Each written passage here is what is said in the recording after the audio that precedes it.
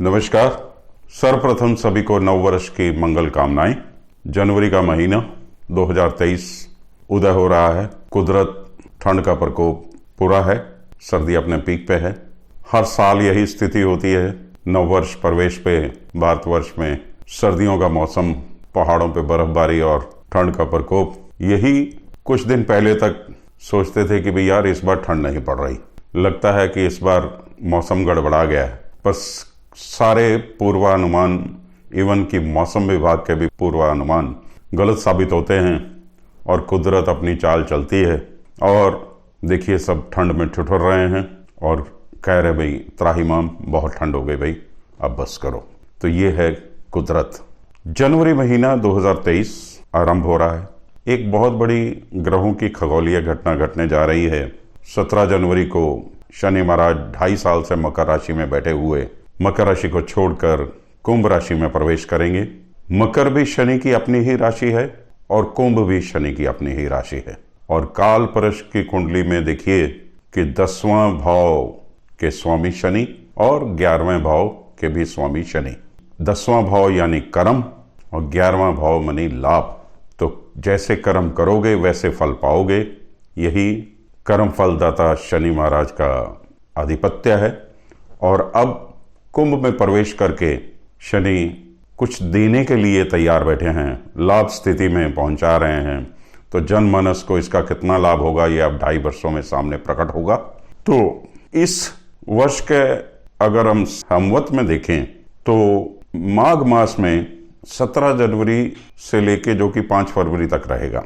इस वर्ष 5 शनिवार और 5 ही रविवार पड़ रहे हैं। और ऊपर से शनि महाराज भी मकर राशि छोड़कर कुंभ राशि में प्रवेश कर जाएंगे।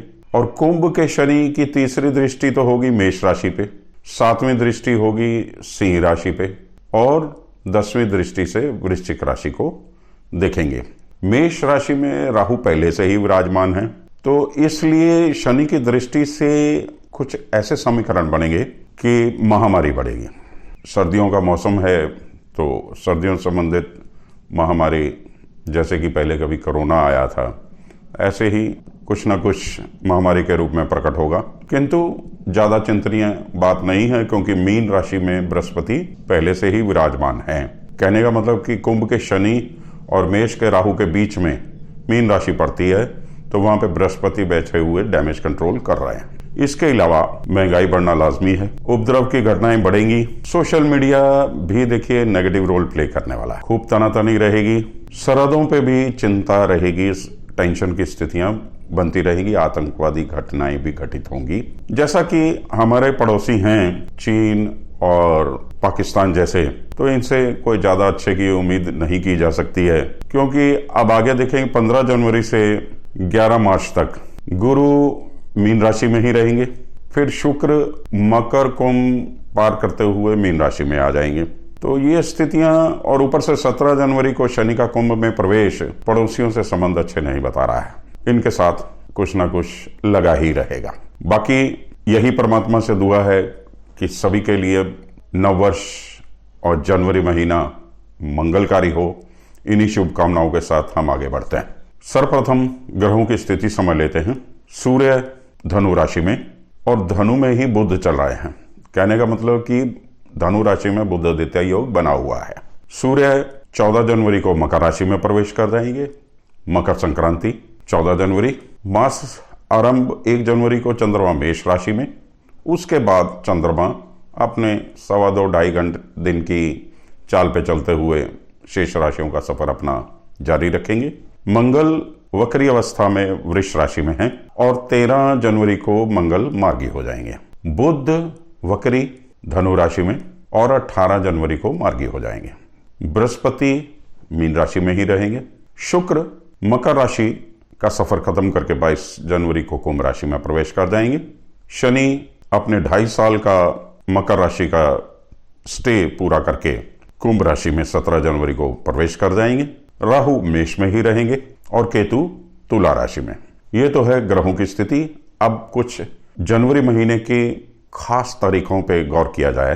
पर्व त्योहार से संबंधित जनवरी का महीने की पहली तारीख ही इंग्लिश कैलेंडर के हिसाब से नववर्ष का शुभारंभ है। पूरे विश्व में हर्षोल्लास से मनाया जाने वाला पर्व 1 जनवरी, फिर 6 जनवरी को पूर्णिमा पड़ेगी, 9 जनवरी को 10वीं पातशाही कलगीधर महाराज गुरु गोविंद सिंह जी की जयंती पड़ेगी, 10 जनवरी को विश्व हिंदी दिवस होगा, 12 जनवरी को स्वामी विवेकानंद जयंती जिसे कि हम राष्ट्रीय युवा दिवस के रूप में भी मनाते हैं, 13 जनवरी को लोहड़ी, 14 जनवरी को मकर संक्रांति और दक्षिण भारत में जिसे पोंगल के रूप में भी मनाया जाता है, 15 जनवरी को इंडियन आर्मी डे, 21 को फिर अमावस्या है, 22 जनवरी से गुप्त नवरात्रे आरंभ हो जाएंगे, 23 जनवरी को सुभाष चंद्र बोस जयंती, 26 जनवरी को देश का 74वां गणतंत्र दिवस और 26 जनवरी को बसंत पंचमी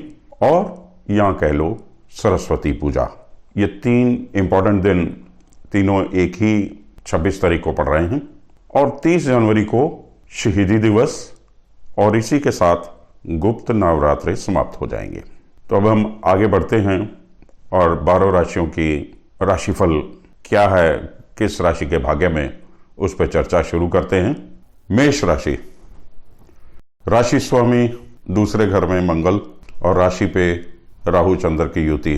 मास आरंभ का आगाज बड़े डिप्रेशन के साथ शुरू हो रहा है, किंतु मेष राशि एक जुझारू साइन है और मंगल से डोमिनेटेड लोग बड़े दृढ़ इच्छा शक्ति के स्वामी और जल्दी ही परिस्थितियों से उबरने में सक्षम होते हैं।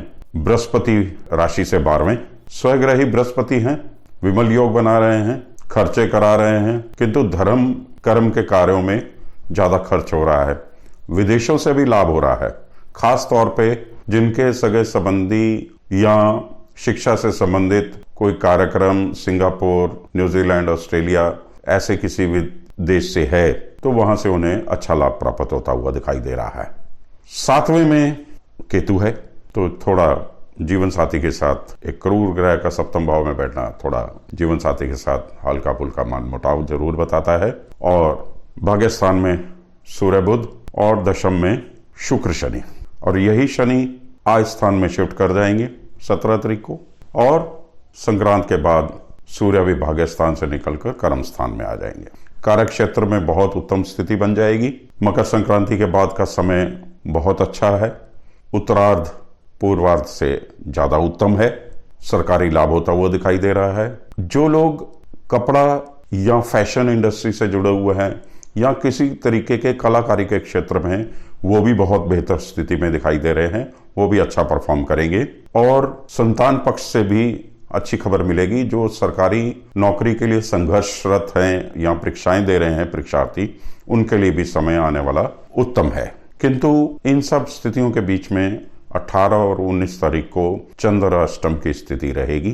तो चंद्र अष्टम वृश्चिक राशि में पड़ रहा है जिसके स्वामी मंगल हैं और मंगल की अपनी राशि पे दृष्टि भी है। तो ऐसी स्थिति में उबरने के लिए मां दुर्गा की उपासना श्रेष्ठ है। दुर्गा कवच का पाठ करें और जो लोग हनुमान जी के उपासक हैं उनके लिए भी ये समय श्रेष्ठ है। हनुमान जी की उपासना कीजिए और मंगलवार के दिन बदाने का प्रसाद चढ़ाइए और हनुमान जी को सिंदूर और चमेली के तेल से स्नान करें, अवश्य लाभ होगा।